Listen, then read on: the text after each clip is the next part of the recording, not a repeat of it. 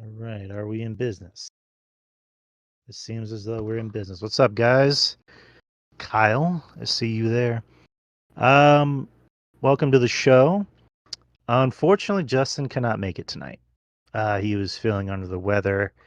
Texted me about, I think, like 15 minutes before the show and just told me he was not feeling so well. Told him, no biggie, rest up, man.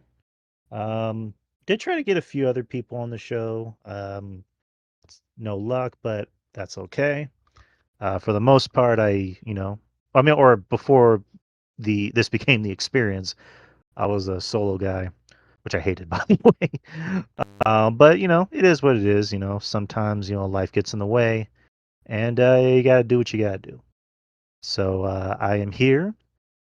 I am Drew, and yeah, that's the intro. So we're already recording. We're already here on Discord. I'm not gonna stream on YouTube tonight. Seems kind of weird if it's just me. But yeah, we're gonna get done pretty quickly. But what's going on with everybody out there listening? Um, I had something fun planned for later. Um, it was like non-wrestling related, but since Justin's not on here, it seems kind of pointless to do it.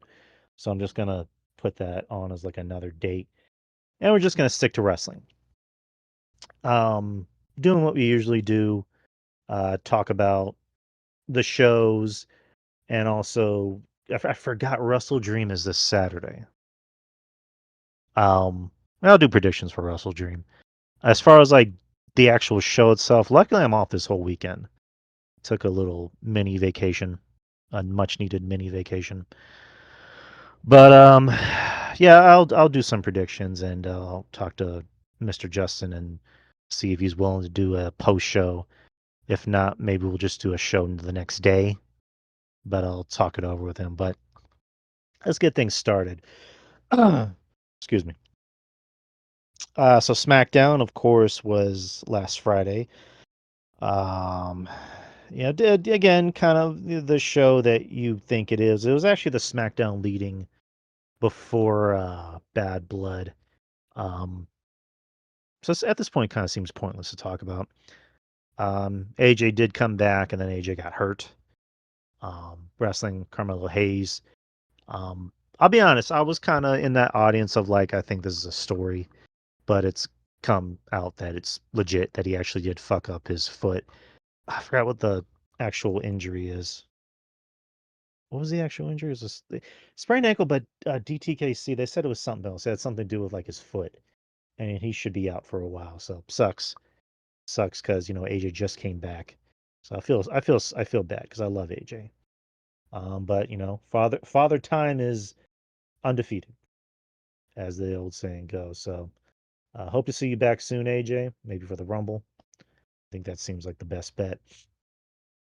But let's talk about Raw. Um, And go listen to our Bad Blood review. I haven't uploaded the audio portion to YouTube yet. I will soon. I just been lazy.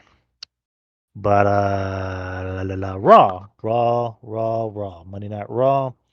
The first Monday Night Raw, the first 2 hour Monday Night Raw since 2012. I believe July 12th. I think that was the date, July 12th or July 16th, around that time. So 2 hour Raw. Where was Raw this week? I didn't take any notes. Kyle, do you know where Raw was this week? You can tell me. Uh, July 23rd, 2012. That was it. And let's talk about it. Let me check. Yeah, while he checks. CM Punk opened the show, selling his the wear and tear and the hell, pun intended, that he put his body through at Hell in the Cell on Saturday. And I thought that was St. Louis, Missouri. Thank you, Kyle. Oh yeah, and NXT was in St. Louis as well. So, but thank you, Kyle. But CM Punk comes out selling his injuries, which I thought was brilliant. Coming on pretty much and saying that he doesn't know when he'll be back. Because he put his body through hell, and I mean that's kind of just of the promo. I put my body through hell. I don't know when I'm gonna be back, but I'm gonna spend some time with my wife because I've been away for a month. So he's leaving. Seth Rollins comes out and shit talks him, or not. He doesn't really shit talk him. He just kind of laughs in his face, pretty much planting the seeds for one of the main events for WrestleMania, more than likely night one. That's all but confirmed. And then gets in the ring and tells Punk, I hope you have a quick and speedy recovery, so that way I can beat your ass and retire you for good. And then addresses Bronson Reed, saying, "You got my attention. Now you're a star.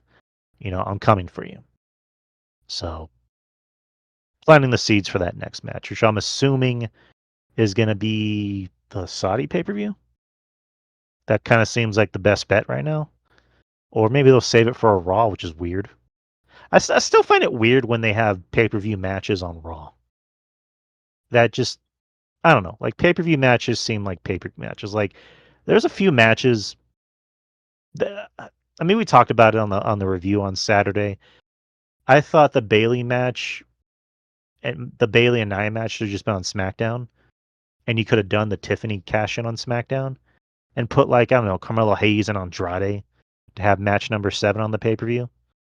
Or fuck, put fucking you could have put Bronson and Braun on Bad Blood. That seemed more like a Bad Blood ish esque match. That would have made sense, but I guess they wanted Seth's comeback to kind of be its own thing and not be associated with so many other big moments on Bad Blood. So I guess that makes sense. I don't know, but yeah, good promo by Punk as usual. Which I don't think Punk's ever cut a bad promo. I think the worst promo he's cut was maybe just an okay promo.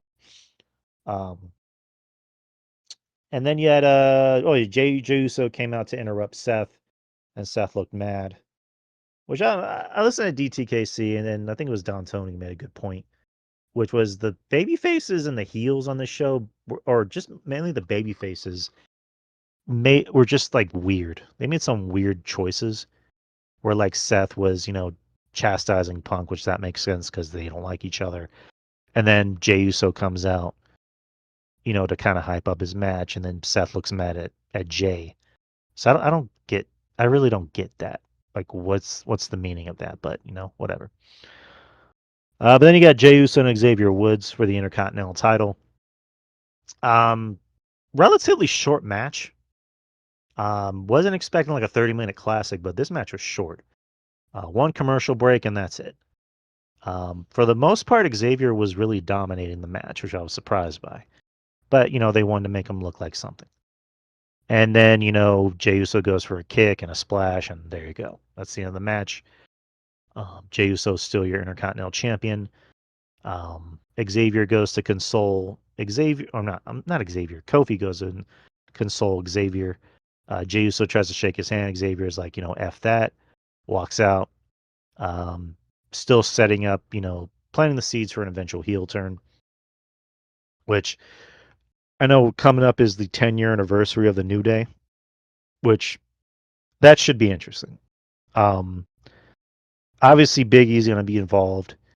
They might even do something kind of similar to the barbershop bit with Shawn Michaels and what is it? Shawn Michaels and Marty Jannetty, where he super kicks him and throws him out the window. So when it happens, it's going to be huge, and Xavier Woods is going to get mega heat for that shit. But yeah, Jey Uso is still your Intercontinental Champion. Oh yeah, and then after the match, Braun Breaker just comes out of nowhere and spears the shit out of Jey Uso, spears the shit out of Kofi, and spears the shit out of Xavier. So Braun is still a heel, which I'm glad by, because when last week when he just decided to just go, oh, it's okay, you're the better man, and act like a face, I wasn't happy about it. To be honest, really wasn't happy about it. I like badass Braun Breaker. I like heel Braun Breaker. I don't want happy heel. I don't want happy face Braun Breaker.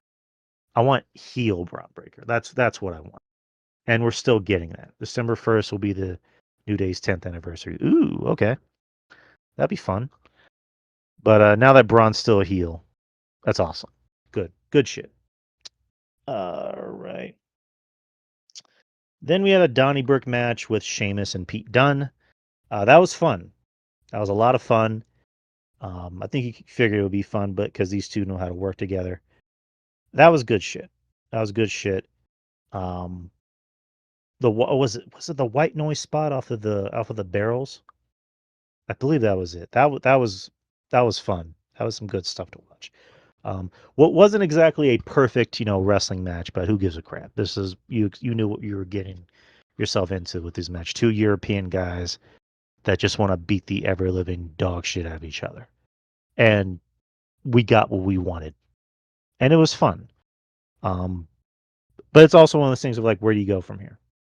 Where does Sheamus go from here? Does he move on to the Intercontinental title picture? Does he continue his feud with Butch Pete Dunne? Does he go to the WWE title pick or world title picture? What does he do? Same thing with Pete Dunne. Where does he go from here? Does he go back to NXT? What exactly? I don't know. Still a fun match. Um, then they had a random 10 women tag match. Yeah, Natalia, uh, what was it? Katana Chance, Kaden Carter, and Zelina Vega, and Valkyra defeating Zoe Stark, Baszler, Deville, Dunn, and Fire. Um, this was a match. Like this was very much a, you know, this is 2 hours. We need to put the women on the show. And I'm not even trying to sound sexist. I'm just telling the God's honest truth. Um, and they made up for it with the other big stars. They had Rhea Ripley cut a pre-recorded promo talking about Raquel and Liv and Dom. And then Raquel was driving to the arena with Liv and Dom, and Jackie Redmond was trying to ask him questions, and Liv just straight up said, "We're leaving." Like they just got there and they decided to turn around and leave. So they still have their stars on the show. Um, but yeah, I guess they needed put the women on the show in some form or fashion. So as you can tell, it was Natalia, so I was not that invested in the match. What else? Anything else happened on the show that was of any of importance? Oh, yeah, you had R-Truth. You had Karrion Kross still playing the role of Sean O'Hare, the devil on your shoulder, talking to the Miz, and then R-Truth, coming in, kind of still kind of playing his truth role, but less comedic is what I noticed. He wasn't, doing the whole "Hey, we're best friends now." Like he wasn't doing that. He's like, "Why'd you attack me last week?" And then he tries to say, "I'm going to get you a match with Adam Pearce," and Miz is like, "See, that's what you always do. You always screw me over. So next week it's going to be you and me." So I thought that was interesting that, we got to see a less comedic truth. And, Karrion Kross, of course, just smiling with that shit face grin of his. And then we have the main event, which is for the World Heavyweight Championship. You had Sami Zayn versus Gunther. Um, this is a very good, I mean, as you can imagine, this match delivered. Very, very good. Some good back and forth. I like the Mania match better. Not to say this was bad. I mean, it's Gunther and Sami Zayn. It's not going to be a bad match, but I like the Mania match better because I thought there was more stakes with that. I thought there was better storytelling and just better back and forth action with that match personally. But yeah, this match was good. I thought it was a victim of time constraints. I think it was like what 13, 14 minutes, and of course, since it's Raw, they kind of had to rush everything, and it's USA. But I thought the ending was interesting, where like Gunther goes for his power bombs, and Sammy kicks out of the first one, and then he goes for the second one, and Sammy kicks out at one, which of course people bitching and tribalism, blah blah blah. I won't really get into that. I won't really go too much into that, but I was fine with that. I didn't. I just kind of went, well, that was strange, but whatever. I don't care. Gunther ends up getting the win anyway, so that was the 2 hour Raw. Um, I'll be honest, it's still kind of strange because I've been so used to these 3 hour Raws for the past 12 years to where like, oh, they're back to 2 hours for the time being, and it's it. I have a feeling that they will go back to 3 hours when they go back to Netflix. That's just me. I think the roster is too stacked to just be 2 hours. I also have a feeling that SmackDown is going to be 3 hours. Not to say I want it to be 3 hours, but I have a feeling it will. I think for SmackDown, it's. I think for SmackDown, it might be beneficial for them to be 3 hours because for the most part, SmackDown is very much the Bloodline show. It's the Bloodline and Cody show. So for them, it gives them more time to kind of show their roster. Um, but yeah, that's just me. That's just kind of how I feel. But again, people bitching online. I want my 3 hours of Raw back, and there's too many commercials. And it's like, you people wanted this for 12 years, and now you're turning around saying, make Raw 3 hours again. Like, come on.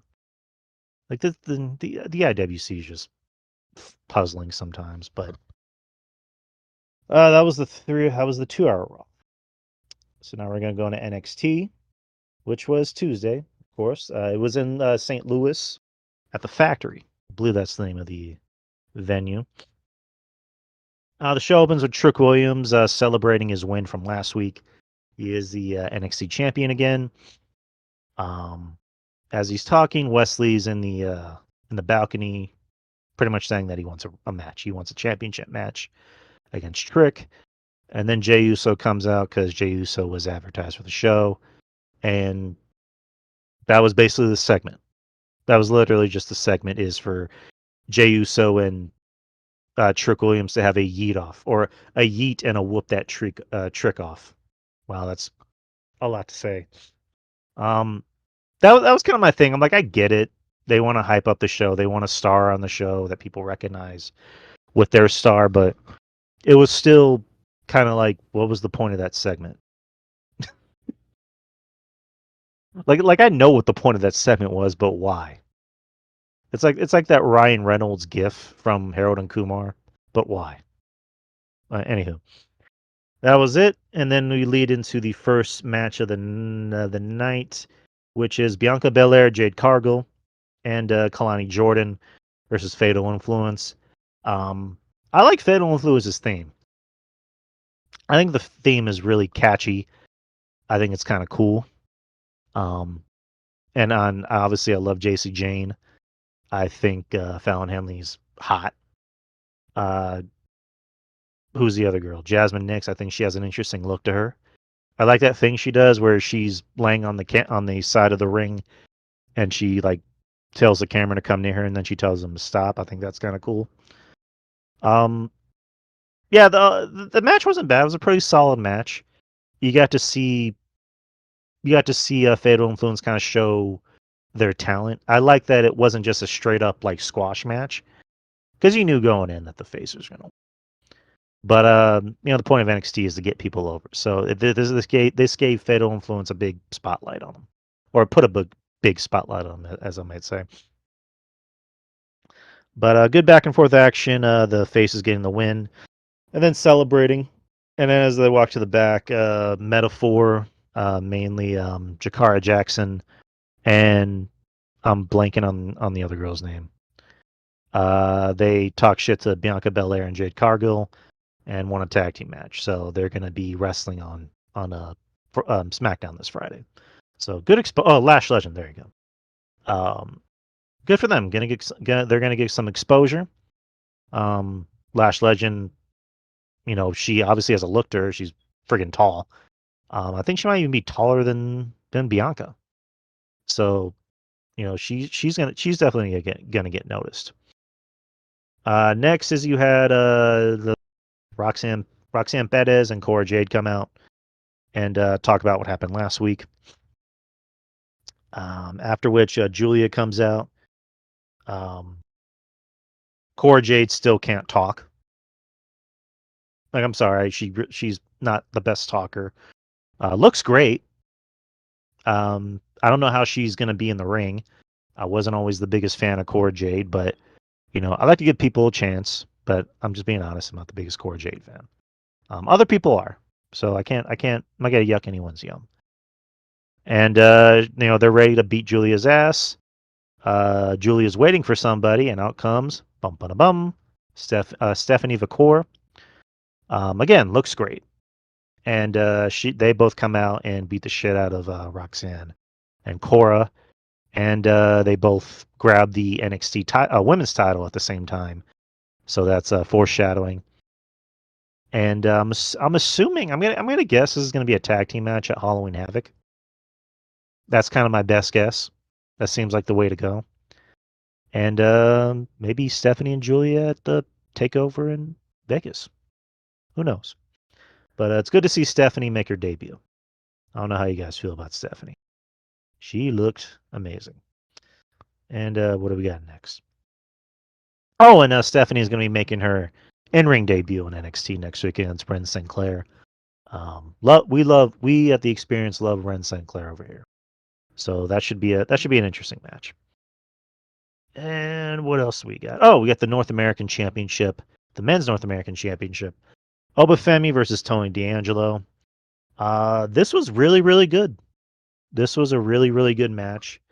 Much better than their last match at No Mercy.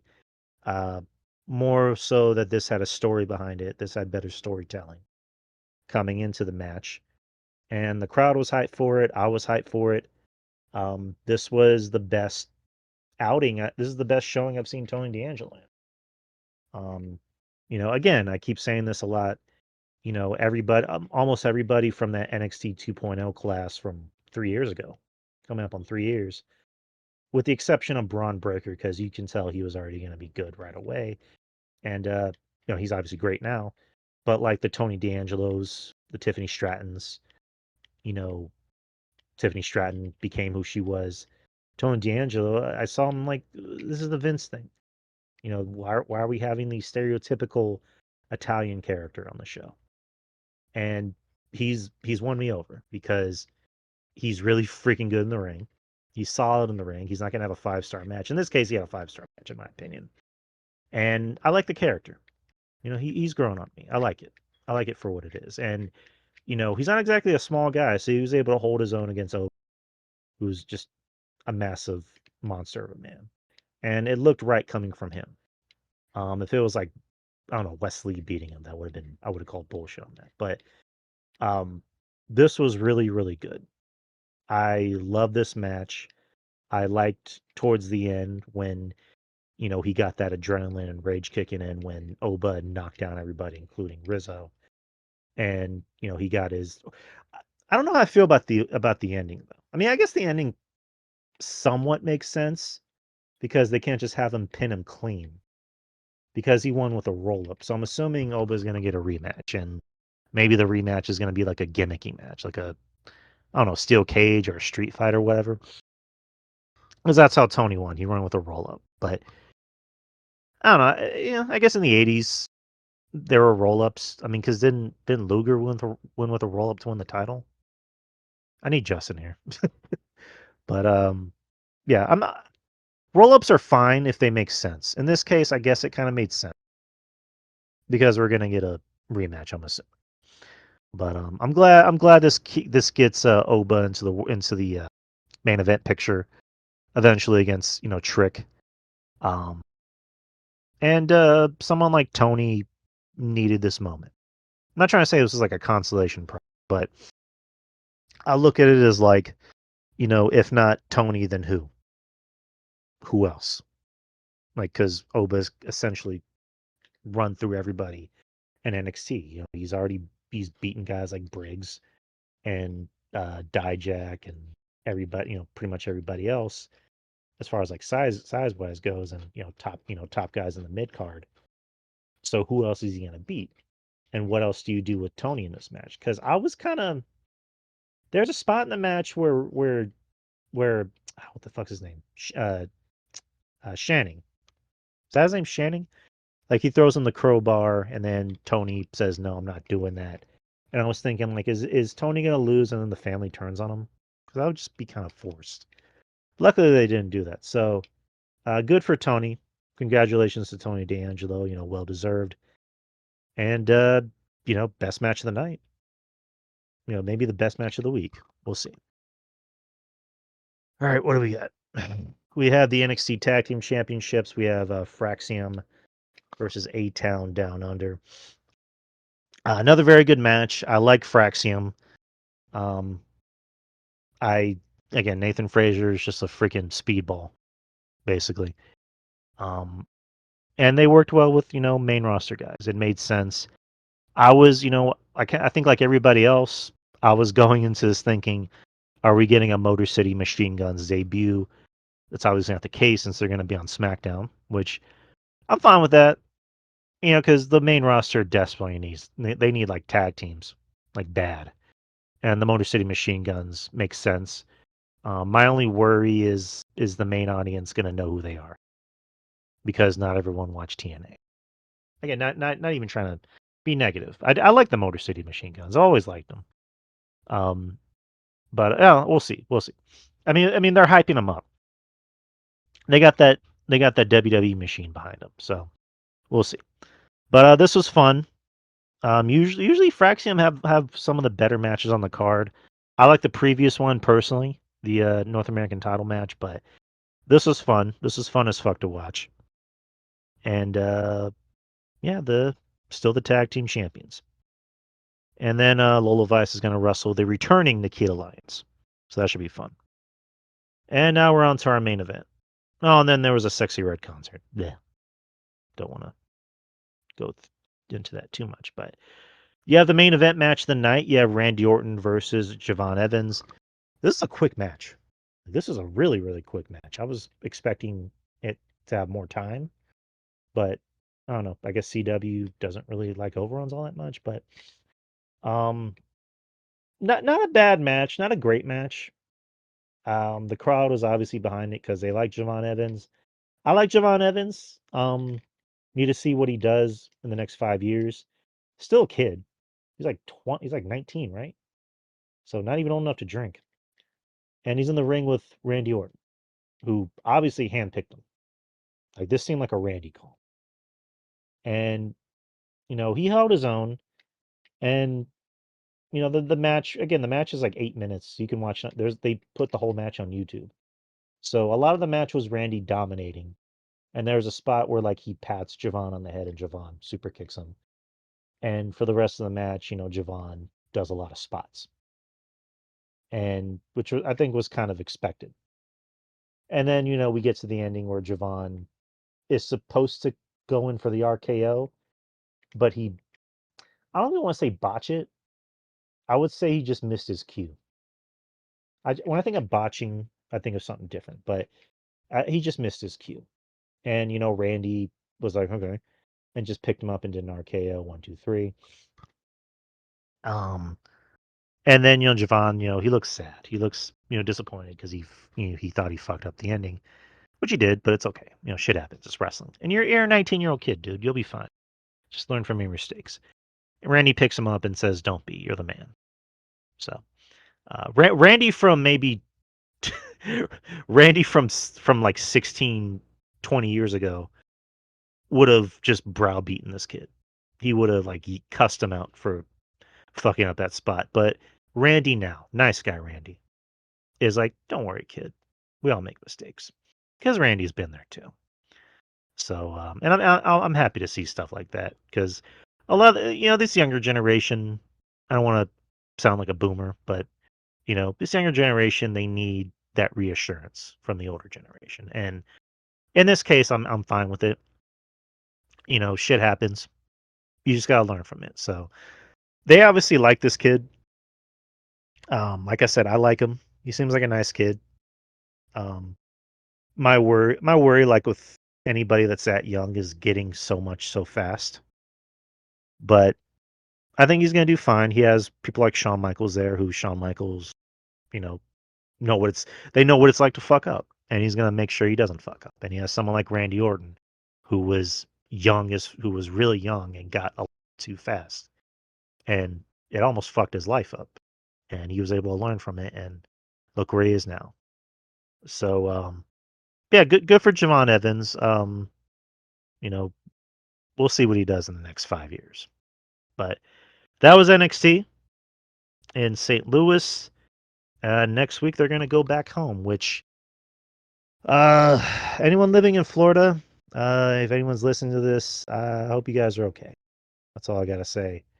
I know it's rough out there. That hurricane is really it's fucking up things for superstars too. There's still wrestlers that are stuck in St. Louis because of everything that's been going on in Florida.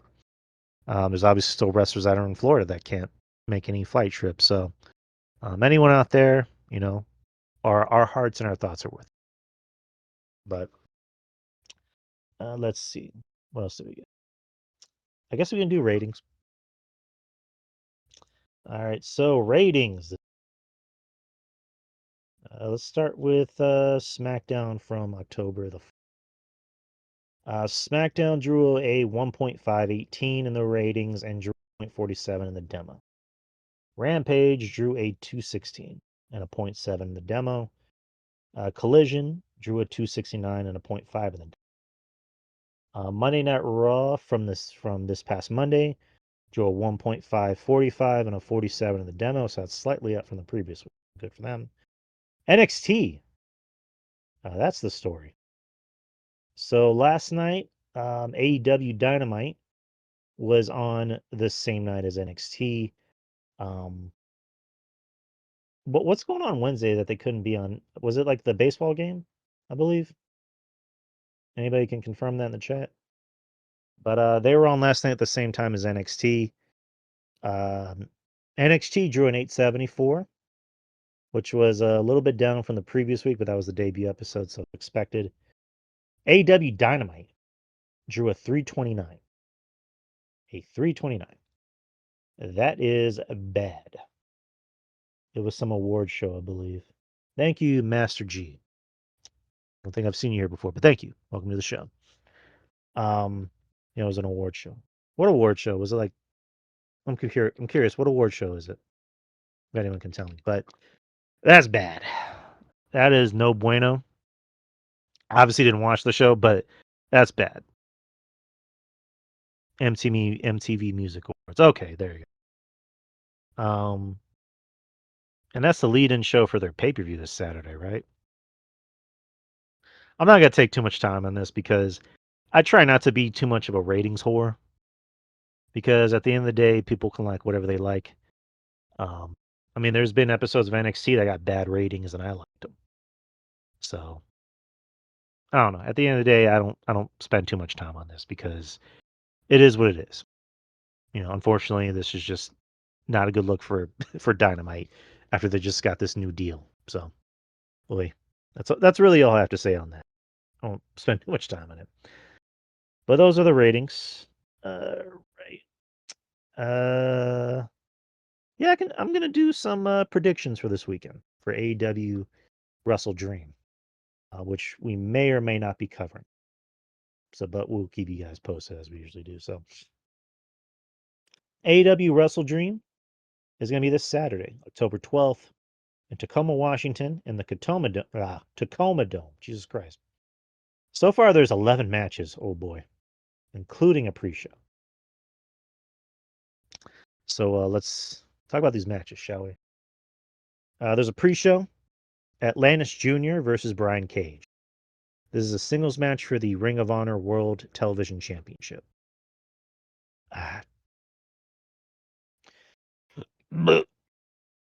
Someone tell me what's going on in this feud that constitutes as a Ring of Honor World title. I I guess Atlantis Jr. I'm gonna go with Atlantis Jr. That's my choice. Singles match for the Ring of Honor World Championship: Mark Briscoe versus Chris Jericho. Poor Mark Briscoe.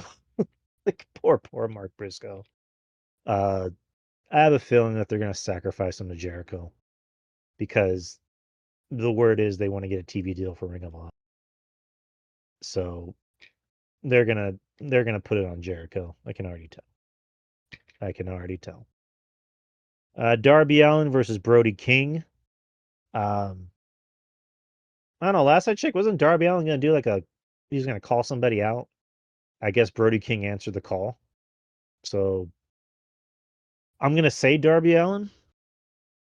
Like a lot of the match is gonna be him taking crazy ass bumps and somehow he gets the will to beat fucking huge Brody King clean as a sheet. So sounds about right. Jack Perry versus Chibata for the AEW TNT Championship. It's going to be Jack Perry because they love him some Jack Perry. They're horny for him, just like they're horny for Daniel Garcia. And Daniel Garcia announced that he signed back with AEW. So whoop-de-doo. Good for him. Good for him. Make that money. Will Ospreay versus Ricochet versus Takashita. Three-way match for the AEW International Championship. I would be more interested in seeing Takeshita versus Ospreay. I don't want to see Ricochet in this match at all. Um, I don't know. I guess there's going to be so many bumps in this match and so many spots, and everyone's going to call it the best wrestling match that's ever wrestled in the history of wrestled. So I'm going to say Ospreay wins. The Young Bucks versus Private Party, and Drew's not going to watch this fucking match. So the Young Bucks are going to win. Mariah May versus Willow Nightingale for the AEW Women's Championship. Love Willow. I adore Willow. Mariah May, I'm kind of on the fence on sometimes, but I'm going to say Mariah May wins. Hangman Adam Page versus Jay White. I'm going to say Adam Page since he's doing like a new thing, a newish gimmick thing. So he's angry. Tag team match, MXM Collection versus the Acclaimed Academy, or I said Academy, sorry. The Acclaimed. I like Mansoor and I like the other dude, Mason Madden. So I'm gonna give it to them. The Hologram versus the Beast Mortos in a 2 out of 3 falls match. I don't know. Who are we giving this to? I'm gonna say the Beast Mortos because that's kind of a cool name. Bryan Danielson versus Jon Moxley in a singles match for the AEW World Championship. They're gonna give this to Moxley. They're gonna give this to Moxley.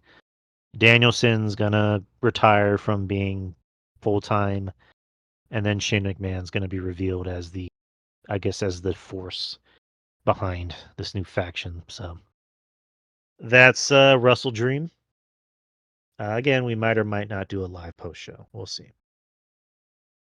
And that's really about it. That's all the topics we have. All right. I'm gonna read some questions because we have a lot of questions in our questions tab that I have not read since our last question show. We have not done a question show in quite a while for different reasons, but I'm going to do one right now. And I'm trying to see where the last question is. Okay, so the last question that was answered in was by Maurice on July 27th. So I'm going to read it. How much do you know of the Court of Owls and the DC Universe? I don't read as many comics as people think I do. I know of the Court of Owls. That's pretty much my only thing. They control Gotham. They're like the Illuminati. That's pretty much all I know about them. Even though the death of WCW ended, a part of me still thinks that Russo and Bischoff partly deserve some flack for accelerating the demise. Should they? Yeah. Yeah, that's fair. I think a lot of people played a big part in the demise of WCW. I just think Russo came in when they were already sinking, and he just like accelerated the cause, essentially. So I don't know if it should solely be based on Russo. Bischoff does deserve some flack. The NWO, Kevin Nash, they deserve some flack. AOL definitely deserves some flack because they made it very clear we don't want anything to do with wrestling. And they sold to Vince as soon as they got a chance to. So there you go. And then there's that Death of WCW documentary on Vice. What would you do for a Klondike bar? Anything involving being around Dua Lipa. Because have you seen her? That's all I got to say. Buy or sell, 90s Dream Team or 2000s Dream Team? Come on. 90s.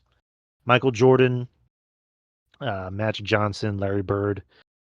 That's all you need. That's all you need right there. Buy or sell, August 1st between Obadiah Day, which is a meme day for Digimon, or Tito Ortiz and his part of a faction for TNA.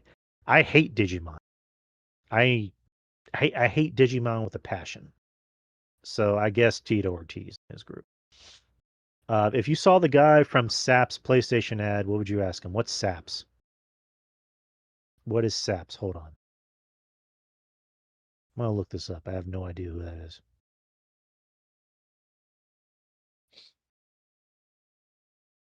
SAP's PlayStation.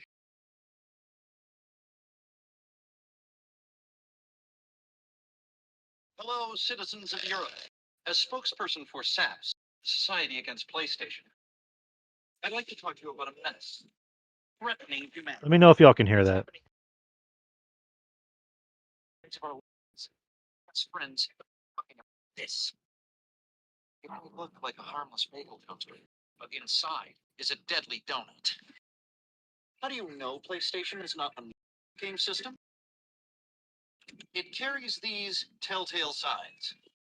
Scientists say its effects are mind blowing. Users lose all sense of their world. Here we have a normal, healthy young man. And here we have a fellow who's been experimenting with PlayStation for only a few months. Proof that we saps must be on our guard. Remember, do not underestimate the power of PlayStation. Okay, so that was the guy. I've literally never seen that commercial. What would I ask him? I probably wouldn't ask him anything because he's probably out of a job already. Because PlayStation's already taken over everything. So he probably, I don't know, killed himself or something. I don't know. That's a little dark. I'm sorry. And that was Maurice saying CM Goof has a few questions. You guys ever just want to walk into the water like Godzilla and not come back? I wholeheartedly agree with this statement. I want to be like Godzilla, but not in a sense where I want to destroy everything. Well, depending. I just want to just not come back. I just want to just go away, crawl into my hole, and just leave everything behind. Well, obviously I'll take certain people with me, but is Maurice Bear secretly one of the Disney gummy bears? You have to ask Maurice about that. What would Lord Farquaad do? I don't know what he would do. I know it's Shrek, but what would he do? I don't know. I'm not Lord Farquaad. I need to ask him that. Push, Berry, or Fire? Cereal Mascot Edition. Count Chocula, Lucky the Leprechaun, or Tricks the Rabbit? Ooh, okay. I like Lucky Charms, so I'm gonna say Push. Berry, Tricks Rabbit, because I never really liked Tricks. Never really had Count Chocula either, so he's fired. So bye bye. In your opinion, what is the greatest action movie ever made? Ooh, greatest action movie ever made.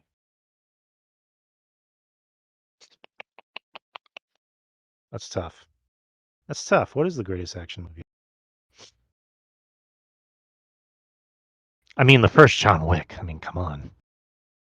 Like that's awesome.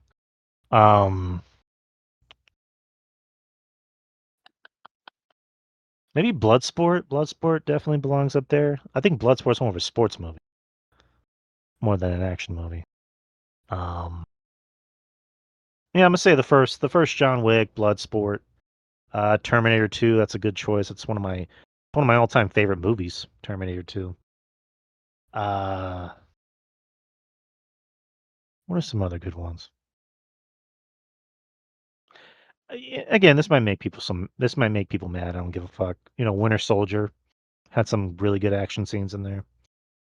Uh, what else? What else? What else?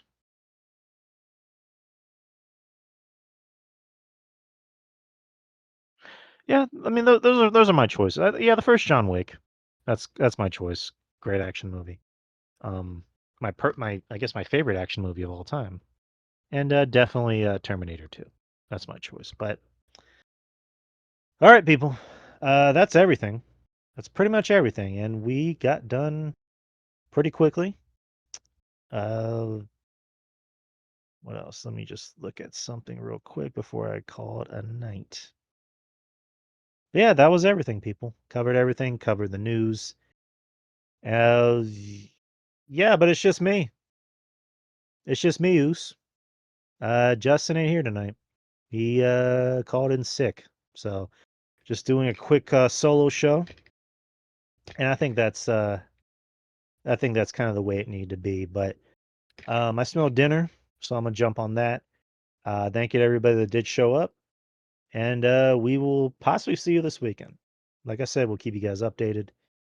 And what else can I say but peace? Oh yeah, just shouts to everybody. Shout out to Mish. And shout out to Mish for giving us this platform. And shout out to everybody else, all of our friends, Justin, of course, for making the show do what it does. I know it didn't really sound like a sentence, but you know what I mean. Our friends RJ, the Brooklyn Savage, Jeff Littman, Ruben, of course, Ruben Prime, everybody else, all of our friends at Spitball Media, Wrestling Soup, Mish, and also Joe Numbers. And yeah, just shouts to everybody. And you can social media tags DY Experience on Twitter, Instagram, also the Facebook page, YouTube. Go to YouTube and subscribe. You know, hit the like buttons, comment if you like what you see, and that's about it, people. All right, we're out. Oh, or I'm out. I'm out. But take care and have a good night, peeps. Peace. And shout out to happy birthday to Trez, by the way.